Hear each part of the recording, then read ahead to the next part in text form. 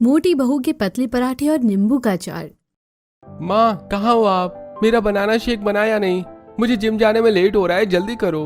रोहन बड़ा gym freak था। उसे जिम करना बहुत पसंद था। टाइट शेड्यूल के बाद भी वो जिम के लिए टाइम निकाल ही लेता था। आज वो बनाना शेक पीकर जिम जाता है। जिम में अरे विकास देख, रोहन आ गया। अब जिम करने में मजा आएगा। रोहन जिम जाकर लॉकर से अपने कपड़े निकालता है और फिर चेंज करके वार्म अप करता है। जिम की सारी लड़कियां वार्म अप करते हुए रोहन को ही देख रही थी। देखो ना अमित भैया, जिम की सारी लड़कियां रोहन भाई को ही देख रही हैं। अरे विकास, तू जानता नहीं है, इस रोहन की तो आदत है लड़कियों के सामने अपनी बॉडी फ्लेक्स करने की। तू देखना, अब ये थोड़ी बहुत एक्सरसाइज करने के बाद आईने के सामने आकर अपनी बॉडी देखेगा। अमित ने बस ये बात कही ही थी कि तभी रोहन थोड़ी बहुत एक्सरसाइज करके पसीने बहाने के बाद आईने के सामने आता है और अपने मसल्स टाइट करके अपनी बॉडी देखने लगता है। कितनी मस्त है मेरी बॉडी, बिल्कुल किसी सेलिब्रिटी जैसी। मुझे भी एक्टिंग या मॉडलिंग करनी चाहिए। मुझे तो आराम से कोई भी काम मिल जाएगा। मुझे तो रोहन भाई की बॉडी देखकर जलन होती है। उनकी कितनी अट्रैक्टिव बॉडी है। बैक में बटरफ्लाई कट, 6 एब्स, मसल्स। पता नहीं मेरी बॉडी ऐसी कब बनेगी।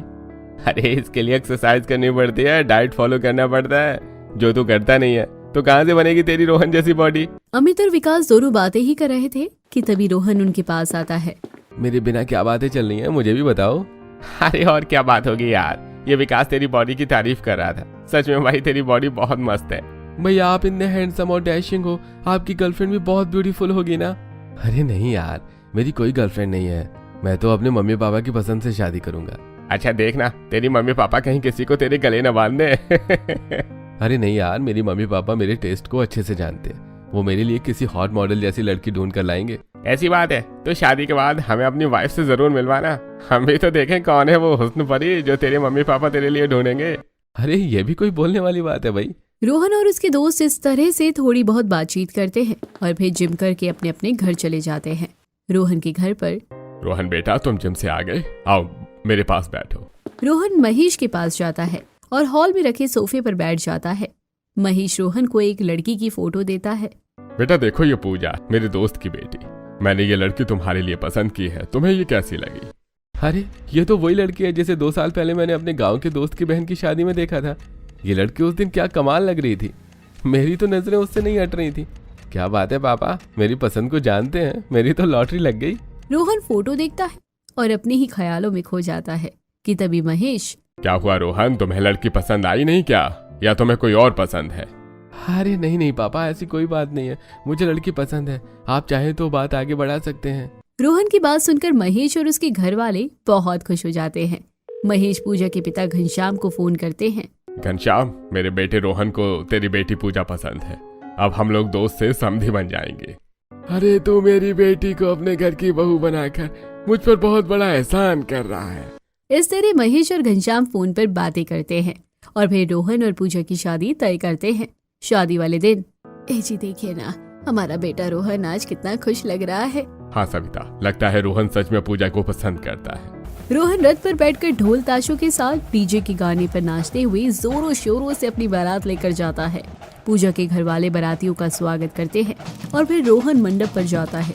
पंडित जी जैसे ही दुल्हन को बुलाते हैं वैसे ही बिजली चली जाती है और हर तरफ अंधेरा ही अंधेरा होता है। अरे यार ये क्या हो गया, कोई इन्वर्टर चालू करो यार। दूल्हे राजा, इन्वर्टर में ही आग लगी है, बिजली तो सुबह से ही नहीं थी। अरे यार अब क्या होगा? आप लोग जल्दी से कुछ कीजिए वरना शादी का अच्छा मुहूर्त निकल जाएगा।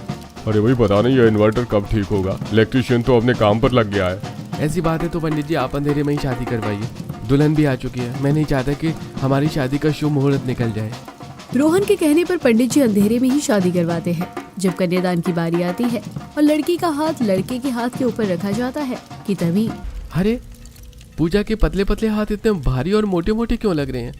मैं भी ना पता नहीं क्या सोच रहा हूँ। रोहन को पूजा का हाथ थोड़ा मोटा और अजीब सा लगता है, लेकिन वो उस पर ज्यादा ध्यान नहीं देता है। थोड़ी देर में शादी की सारी रस्में पूरी हो जाती है और रोहन और पूजा की शादी हो जाती है। शादी पूरी होने के बाद 5 मिनट के बाद ही इन्वर्टर ठीक हो जाता है और बिजली आ जाती है। रोहन जैसे ही अपने बगल में देखता है उसके होश उड़ जाते हैं।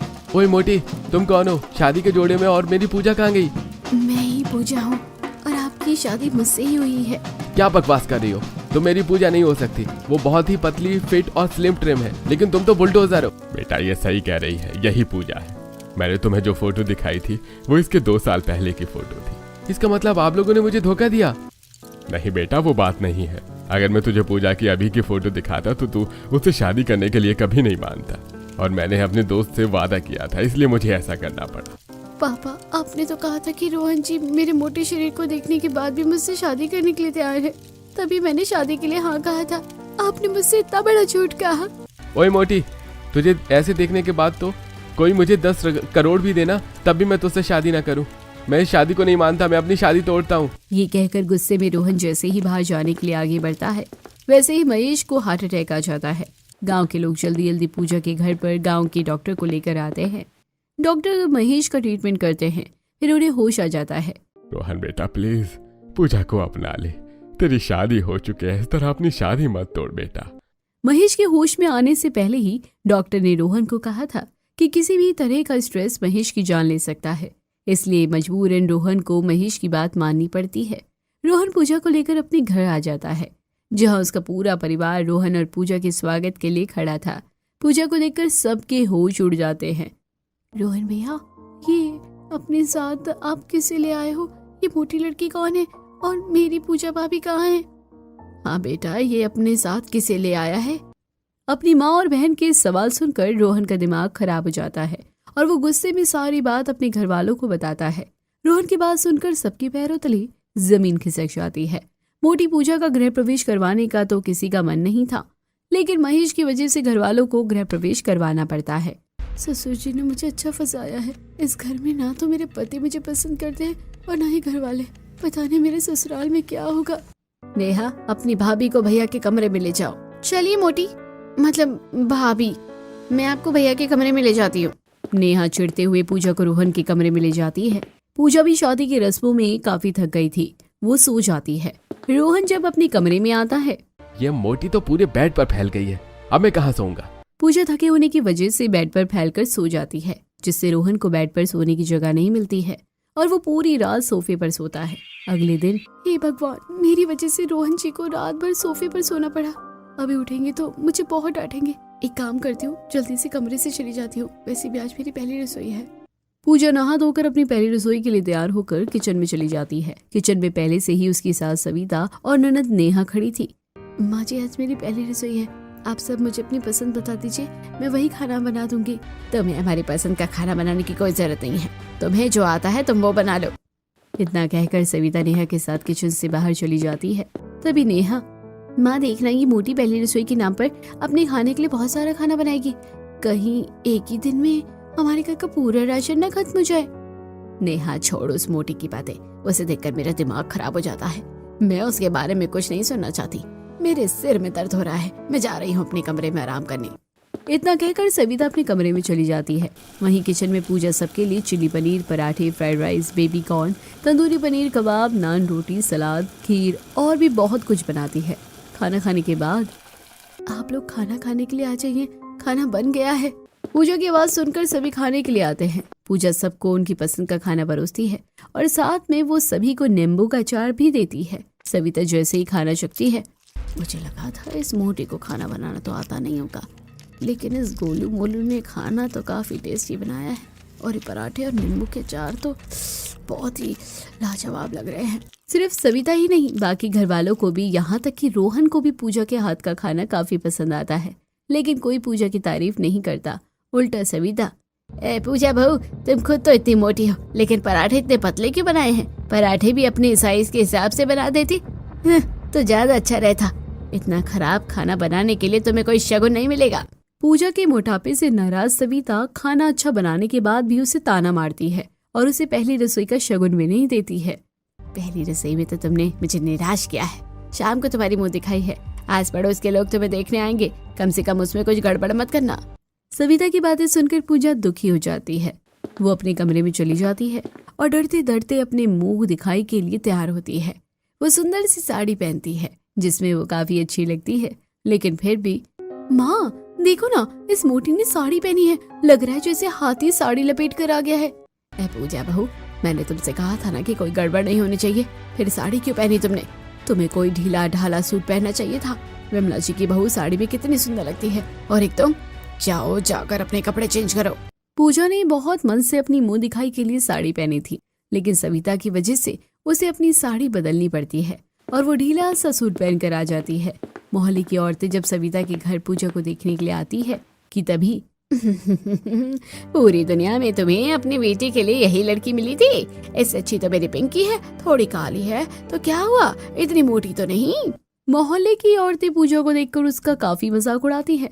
जिस वक्त पूजा की मुंह दिखाई हो रही थी, उसी वक्त रोहन भी अपना बैग लेकर जिम के लिए निकल रहा था। रोहन को देखकर, क्या रोहन बेटा, खुद तो जिम करते हो और पत्नी इतनी मोटी लेकर आए हो, क्या उससे भी जिम करवाने का इरादा है? पूजा की मुंह दिखाई में पड़ोसी उसके ससुराल वालों का काफी मजाक उड़ाते हैं और रोहन की भी बेइज्जती करते हैं। रोहन पड़ोसियों की बात पर ध्यान दिए बिना अपनी जिम चला जाता है। जिम में, रोहन भैया, मैंने सुना आपकी शादी हो गई, तो कब मिलवा रहे हो हमें भाभी से? अरे विकास बिल्कुल सही कह रहा है, कब मिलवा रहा है तू हमें अपनी ब्यूटीफुल मॉडल वाइफ से? विकास और अमित की बात सुनकर रोहन चिढ़ जाता है और थोड़े गुस्से में कहता है, अब तुम लोग भी मेरा मजाक उड़ा रहे हो, तुम्हें पता नहीं है मेरी वाइफ कैसी है? कैसी है मतलब? कुछ नहीं यार, मैं तो बस मजाक कर रहा था। मैं जल्दी मिलवाऊंगा तुम दोनों को अपनी वाइफ से। ऐसे ही दिन गुजरते हैं और पूजा की पगफेरी की तारीख भी तय हो गई थी। पूजा को उसका भाई मयंक लेने के लिए आता है। पूजा अपने भाई के साथ कुछ दिनों के लिए मायके चली जाती है। कुछ दिन के बाद, रोहन बेटा, पूजा बहू को गए हफ्ता गुजर गया है, तो एक काम कर, उसके घर जाकर पगफेरे की रस्म पूरी करके उसे घर ले आ। मैं उस मोटी को लेने के लिए नहीं जाऊंगा, मुझे उसके साथ देखकर सब लोग मेरा मजाक उड़ाएंगे। पापा, आप किसी और को भेज दो या उसे खुद आ जाने के लिए कहो। इतना कहकर रोहन अपने ऑफिस चला जाता है। महेश पूजा के घर पर कॉल करके उसे सारी बातें बताता है, जिसके बाद पूजा को अकेले ही अपने मायके से ससुराल वापस आना पड़ता है। ससुराल आते ही पूजा घर के कामकाज में लग जाती है। वो घर में झाड़ू पोछा करती है, कपड़े धोती है और सबके लिए अच्छा खाना बनाती है। ऐसे ही दिन गुजरते चले जाते हैं। एक दिन, अम्मा जी, आप उन्हें यहाँ कहाँ जा रहे हैं? आज हम सभी मूवी देखने के लिए जा रहे हैं। पर आप लोगों ने तो मुझे एक भी बार नहीं कहा मूवी के लिए। हम तुझे लेकर मूवी नहीं जाएंगे, तुझे हमारे साथ देखकर लोग हमारा मजाक उड़ाएंगे। तू घर में ही नेटफ्लिक्स का सब्सक्रिप्शन लेकर मूवी देख ले, समझी ना? इतना कहकर सविता और बाकी के लोग पूजा को घर पर छोड़कर फिल्म देखने के लिए चले जाते हैं और बेचारी पूजा घर पर नेटफ्लिक्स का सब्सक्रिप्शन लेकर मूवी देखती है। शाम को जब सभी खा पी कर घर आते हैं तो वो देखते हैं कि पूजा सोफे पर बैठकर टीवी देखते हुए मर्डर छिल रही है। हाय राम, इस मोटी ने तो मेरा सोफा खराब कर दिया। सोफा कितना धंस गया है। ओए हाथी, अगर तुझे टीवी देखने का इतना ही शौक था तो जमीन पर बैठकर फिल्म देखती, तूने मेरा सोफा क्यों खराब कर दिया? सविता की कड़वी बातें सुनकर पूजा को बहुत ही बुरा लगता है। वो सोफे से उठकर किचन में चली जाती है और रोने लगती है। अगले दिन वो सुबह 5 बजे उठती है और योगा ड्रेस पहनकर छत पर ही एक्सरसाइज करने लगती है। 6 बजे रोहन भी एक्सरसाइज करने के लिए छत पर आता है और पूजा को एक्सरसाइज करता देखकर तुम चाहे कितनी भी एक्सरसाइज कर लो, तुम मोटी की मोटी ही रहोगी, तो बेकार की कोशिश मत करो। रोहन की बात को सुनकर पूजा उदास होकर अपना योगा मैट लेकर नीचे आ जाती है। बढ़िया ही पूजा बहू एक्सरसाइज करने वाली, ये सब तुम्हारे बस की नहीं है। घर का काम करो, उसी से शायद तुम्हारा वजन कम हो जाए। पूजा का पति, उसकी सास और ननद उसके मोटापे का मजाक उड़ाने का एक मौका नहीं छोड़ते थे। इन सब से उदास होकर पूजा बाथरूम में जाकर कपड़े धोती है और फिर कपड़े ले जाकर छत पर डालने लगती है। आज रोहन की बात उसे बहुत बुरी लगी थी, इसलिए वो खुद को संभाल नहीं पाती और रोने लगती है। पूजा, तुम रो क्यों रही हो? सब ठीक तो है ना? कुछ ठीक नहीं है। मेरे घर वालों ने मेरी शादी ऐसे घर में कर दी है जहाँ ना मेरा पति मुझे पसंद करता है, ना मेरे घर वाले। कोई भी मुझसे बात नहीं करता और हर वक्त मेरा मजाक उड़ाता है। मैं तो इंसान हूँ, मुझे भी बुरा लगता है। देखो पूजा, जिन हालातों में तुम्हारी रोहन से शादी हुई है, उसकी वजह से रोहन और उसका परिवार दुखी है। तुम खुद को संभालो, धीरे धीरे सब कुछ ठीक हो जाएगा। संध्या की बात सुनकर पूजा को थोड़ा अच्छा लगता है और वो किचन में आकर नाश्ता बनाने लगती है। वो देखती है कि फ्रिज में सारी सब्जियां खत्म हो गई हैं। रोहन के ऑफिस जाने का टाइम हो गया है। सब्जियां तो खत्म हो गई हैं, अगर बाजार जाऊंगी तो सब्जी लेकर आने में देरी हो जाएगी। एक काम करती हूँ, आप सभी को अपने हाथ के स्पेशल पतले पराठे और नींबू का अचार खिला देती हूँ। पूजा आटा और मैदा मिक्स करके नरम आटा गूंथती है और फिर सबके लिए पतले पराठे सेकती है। पूजा के पराठे की खुशबू बाहर तक जाती है और जैसे ही वो अपने नींबू के अचार की बर्नी खोलती है, उसकी खुशबू से सभी के मुंह में पानी आ जाता है। सभी खाना खाने के लिए बैठते हैं। बहू फिर से तूने पतले पराठे और नींबू का अचार दे दिया। माँ जी घर में सब्जियां खत्म हो गई थी और रोहन जी को ऑफिस जाना था, इसलिए मैंने नाश्ते में आज सबको पराठे और नींबू का अचार दिया। आप एक बार खाकर तो देखिए। वाह भाई वाह पूजा बेटा, तुम्हारे हाथ के पतले पराठे और नींबू का अचार की तो बात ही निराली है। ऐसा स्वादिष्ट अचार तो मेरी नानी भी नहीं बना पाती थी। हाँ ठीक है, उतना भी खास नहीं है। नेहा और रोहन पूजा के खाने के बारे में कोई कमेंट नहीं करते हैं, वो चुपचाप सारा खाना खाते हैं। रोहन तो पूरा प्लेट साफ कर देता है। रोहन जी तो मजे लेकर मेरे पतले पराठे और नींबू का अचार खा रहे हैं, लग रहा है उन्हें मेरे हाथ का खाना पसंद आया। सब नाश्ता करके अपने अपने काम पर चले जाते हैं और पूजा किचन में नींबू का अचार बनाने के लिए चली जाती है। वो सिलबट्टे पर एक एक नींबू को घिसकर उसके छिलके को पतला करती है, फिर उसे बरनी में भरकर नमक डालकर अच्छे से मिलाकर अचार को धूप पर रख देती है। शाम को रोहन अपने जिम जाता है। ये लड़की कौन है? जिम में आज एक नई लड़की आई थी, उसका नाम था तानिया। रोहन और तानिया हंस हंस कर काफी बातें करते हैं और फिर जिम के बाद कॉफी पीने के लिए कैफे चले जाते हैं। तुम्हारा जीरो फिगर तो कमाल का है, तुमने कितने अच्छे से खुद को मेंटेन किया है। कि डेली डाइट, डिसिप्लिन और वर्कआउट का नतीजा है। वैसे रोहन, मैंने सुना है तुम्हारी शादी हो गई है, तुम्हारी वाइफ कैसी है? तानिया का सवाल सुनकर फिर से रोहन का मुंह बन जाता है।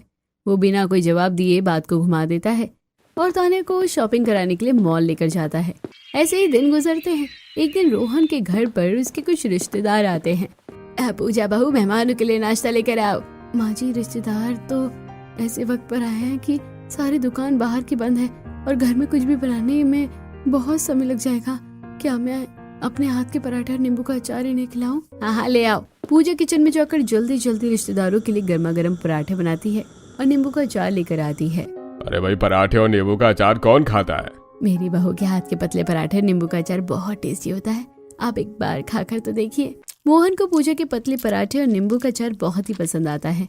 वो खुशी खुशी 3-4 पराठे खा जाता है और फिर अपने बेटे की शादी का कार्ड देकर चला जाता है। पूजा के ससुराल में शादी में जाने की तैयारी होने लगती है।